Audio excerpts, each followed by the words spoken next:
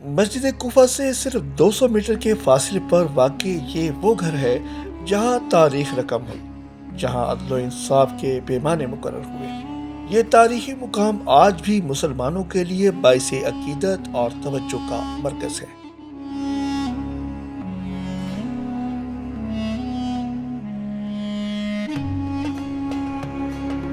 جی ہاں، یہ وہ گھر ہے جہاں حضرت علی کرم اللہ وجہہ رہا کرتے تھے۔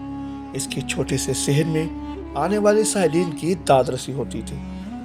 اس جگہ پر اہل خانہ کے لیے پانی کا کنواں ہوا کرتا تھا، جس کی اب صرف ایک نشانی باقی ہے۔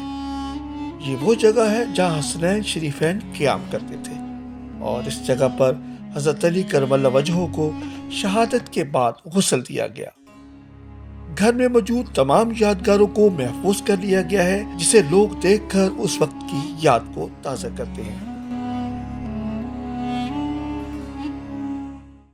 حضرت علی کا گھر ہمیں سادگی، انصاف اور تقوی کے ان اصولوں کی یاد دلاتا ہے جو انہوں نے اپنی زندگی میں اپنائے۔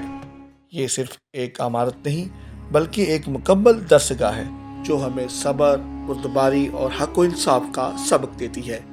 سید عامر حسین تقوی، آج نیوز، کوفہ۔